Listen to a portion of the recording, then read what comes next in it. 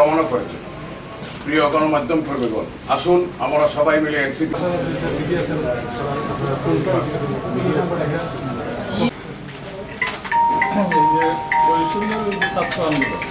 বিরতির পরে সার্কেট হাউস থেকে জেলা প্রশাসকের কার্যালয়ের সামনের রাস্তা, পুরাতন হাসপাতাল সড়কের সংবাদগুলো, কর্মসূচির সংবাদগুলো আপনাদের সংবাদ মাধ্যমে গুরুত্বের সাথে তুলে ধরবেন। আমরা তাৎক্ষণিক আপনাদেরকে অবহিত করব। আমরা আপনাদেরকে যে প্রোগ্রামটা দিয়েছি ম্যাপ সহ আমরা দিয়েছি, যাতে আমাদের প্রোগ্রাম নিরাপত্তা থাকে। আমি আহ্বান বা আমাদের এনসিপির কোনো নেতা কোনো জায়গায় এবং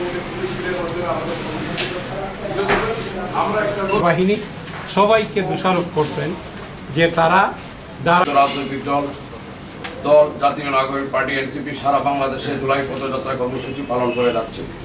এরই ধারাবাহিকতায় আগামী 24শে জুলাই 2025 খ্রিস্টাব্দ বৃহস্পতিবার বিকাল 4 ঘটিকায় হবিগঞ্জে কেন্দ্রে ঘোষিত জুলাই পদযাত্রা কর্মসূচি ঘোষণা করা হয়েছে।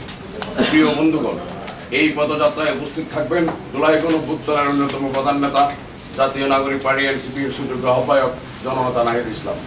আরও উপস্থিত থাকবেন এনসিপির সদস্য সচিব আক্তার হোসেন। এছাড়া উপস্থিত থাকবেন এনসিসি উত্তরাঞ্চলের মুখ্য সংগঠক সার্জিস আলম, এনসিপি উত্তরাঞ্চলের সংগঠক নাহিদ উদ্দিন তারেক সহ এনসিপির জাতীয় পর্যায়ের শীর্ষ নেতৃবৃন্দ ও হবিগঞ্জ জেলার নেতা কর্মীবৃন্দ।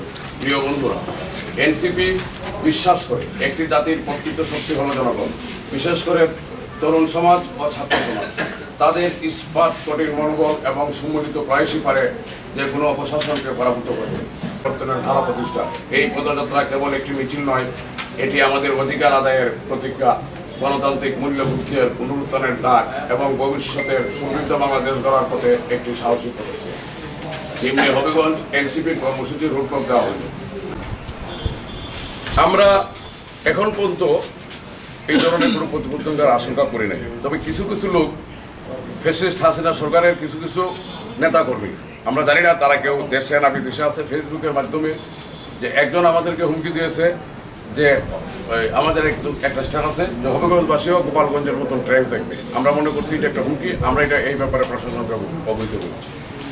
উপস্থিত হচ্ছে আমাদের, তো আপনাদেরকে বললাম আমরা আমাদের প্রোগ্রাম করব। আমাদের এনসিপিকে যারা সমর্থন করে তারা আসবে, যারা এনসিপিকে ভালোবাসে তারা আসবে, সাধারণ ছাত্র জনতা আমাদের প্রোগ্রামে যাবে।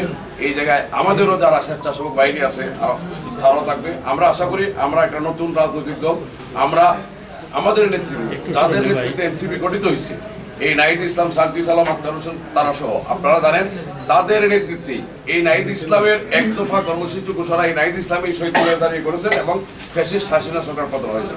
আমরা মনে করি জাতির বুকে চেপে থাকা জগৎপল পাথর ফ্যাসিস্ট শেখ হাসিনা সরকারকে এই যারা আজকে এনসিপির নেতৃত্ব দিতেছেন তাদের নেতৃত্বেই এই সরকারের পতন হয়েছে।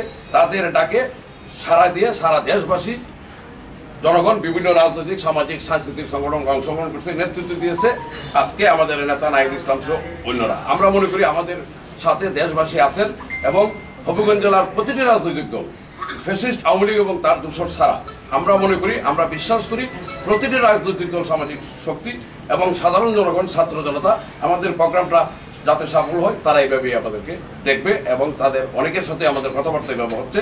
আমরা যাতে সুন্দরভাবে প্রোগ্রাম করতে পারি তারা আমাদেরকে সাহায্য সহযোগিতা করবে। এই পর্যন্ত কোনো রাজনৈতিক দলের কাছ থেকে আমরা কোনো ধরনের থ্রেট বা কোনো ধরনের অসহযোগিত আচরণের পাই নাই, এখন পর্যন্ত পাই নাই।